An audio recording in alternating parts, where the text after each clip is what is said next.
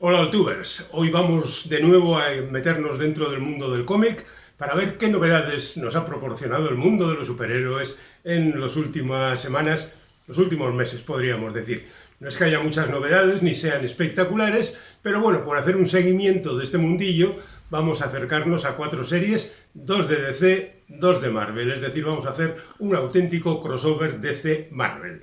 Vamos a empezar con la más distinguida, la que más me gusta a mí, y que no es otra que el Batman de Mac Fraction, que tiene hasta el momento 2 números publicados. Quizá cuando veáis esto hayan salido muchos más, pero de momento es lo que tenemos cuando lo grabamos. Bueno, ¿qué tiene de interesante esta serie? Pues por una parte, Mac Fraction es un autor siempre controvertido. Hay aficionados que disfrutan mucho con sus trabajos y otros que no le soportan. Pero bueno, esto viene a ser la característica de aquellos que hacen obras medianamente comprometidas. A mí particularmente me gusta Fraction, por lo menos en gran parte de su trabajo, y lo cierto es que dota las aventuras de sus personajes de un plus de, digamos, profundidad, humanidad, de perseverar en el análisis de cosas sociales, políticas incluso, y que verdaderamente añaden un interés a lo puramente aventurero. ¿Qué es lo que presentan estos 2 números de Batman? Pues al personaje de siempre, inclusive a los personajes de siempre más o menos, es decir, Robin y demás, e incluso a otros, incluso secundarios, que aquí cobran cierta importancia.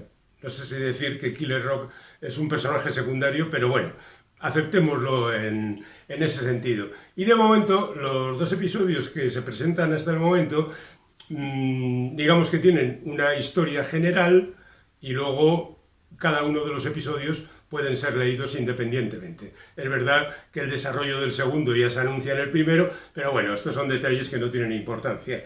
El dibujo de Jorge Jiménez también es verdaderamente interesante y particularmente intenso en algunos momentos. Así que digamos que este Batman de Mac Fraction, junto con el Detective Comics de Tom Taylor y compañía, Michael Hanning, por ejemplo, y otros autores, aportan una nueva dimensión a lo que este personaje con tanta historia y tantas historias nos puede presentar en estos momentos.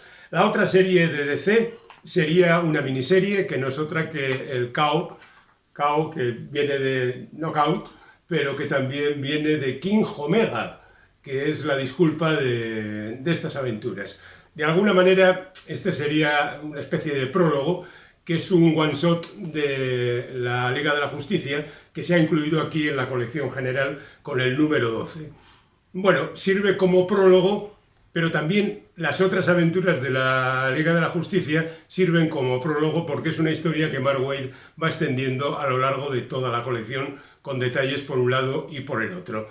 Digamos que es conveniente haberse leído esa colección y también los Superman Unlimited, que yo no he hecho, pero bueno, todo el mundo tenemos nuestros defectos. Estos son los prólogos y este es el número 1 de la serie DC KO, que tendrá otros 4 números presentándonos a todos los superhéroes, o casi todos, no todos, por supuesto. En principio diríamos que todos, pero luego hay una selección de personajes que se van a partir la cara unos con otros a lo largo de estos números. Es decir, esta es una serie de bofetadas, explosiones, golpes tremendos y historias más grandes que la vida, pero bastante sangrientas.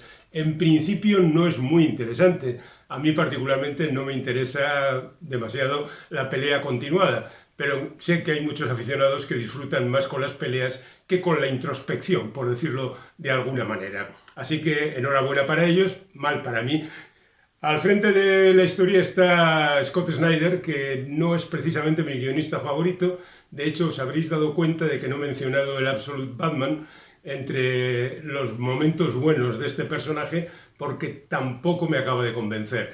Así que digamos que es un momento para distribuir un poco el material que tienen en la editorial, hacer un evento que siempre llama la atención y consecuentemente proporciona más ventas, y vete a saber en qué acaba todo esto, porque a la hora de empezar una historia nunca sabes en el mundo del superhéroe cómo va a acabar. Nos vamos a Marvel. Hay una miniserie que es esta, El mundo que vendrá. De momento 3 ejemplares, que viene de los legendarios Marvel Knights. Marvel Knights es un invento que hicieron en Marvel a finales de los 90, en vista de que la década había sido absolutamente desastrosa y aquella cesión de sus personajes principales a la gente de Image no vino a arreglarla precisamente. Entonces cogieron algunos personajes no de los principales y los convirtieron en la enseña de Marvel Knights y se lo dieron a Joe Quesada y a Jimmy Palmiotti para que se encargaran de revitalizarlos.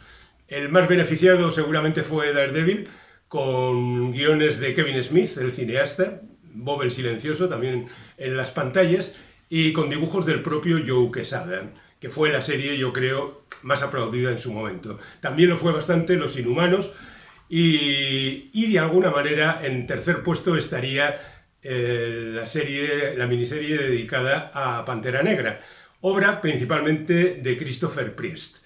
Christopher Priest no tiene nada que ver con el Christopher Priest, escritor de ciencia ficción, que ha hecho algunas novelas interesantes como El Mundo Invertido y demás. Christopher Priest se llama en realidad Gene Owsley y con este nombre guionizó multitud de cómics de Conan y otras historias hasta que de repente decidió cambiarse el nombre. El Priest del apellido viene porque él es ministro de alguna religión en Estados Unidos y de ahí lo del sacerdote. Incluso tiene algún personaje que se llama Priest también y es un apellido que se repite en su obra de alguna manera. Pero no nos importa el origen de su obra, sino cómo aborda su obra. Particularmente me parece que la estrategia de Priest a la hora de guionizar sus historias es demasiado confusa y premeditadamente complicada para decirle al lector: cuidado, compañero, que te estás metiendo aquí en unas insondables profundidades complejas. No me parece para tanto y el truco, a base de repetirse, pierde eficacia. Pero debo reconocer que las historias de Priest en líneas generales me interesan. Si fueran menos frecuentes esos saltos temporales, como aquí, que llega hasta los 67 años anteriores a este momento del mundo que vendrá, pues me parece un poco excesivo y continuamente va cambiando de situación. Bueno, me lo estoy pasando bien, ya veremos en qué acaba. Y por su parte, Joe Quesada va cada vez intentando demostrar más que él es el sucesor de Alex Ross y recurre a un hiperrealismo que verdaderamente le funciona muy bien. Quesada es bueno dibujando, hay que reconocerlo, y me parece uno de los valores de esta serie. Y finalmente tenemos el comienzo de la nueva colección de Thor, que viene de El Inmortal Thor y que ahora es El Mortal Thor. Si todo esto os parece innecesario y rebuscado, os diré que sí, efectivamente es innecesario y rebuscado. Entre otras cosas porque esta nueva etapa está guionizada por el mismo señor que guionizaba El Inmortal Thor, es decir, Al Ewing, y particularmente no creo que añade demasiado a la historia, porque si en aquella empezaba reconstruyendo el Bifrost y acababa rompiéndolo otra vez, pues en esta empieza con una situación que ya conocíamos desde hace 30 años, que es Thor amnésico y en el mundo de la construcción el plan albañil.